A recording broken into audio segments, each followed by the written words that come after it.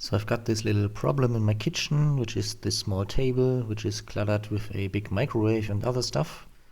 And I want to solve that by putting a shelf right next to it. And also I want my 3D printer in there, which so far is in the living room and sometimes annoying me. And I essentially want to make a shelf like the last one from a former video, except of course much better and more stable.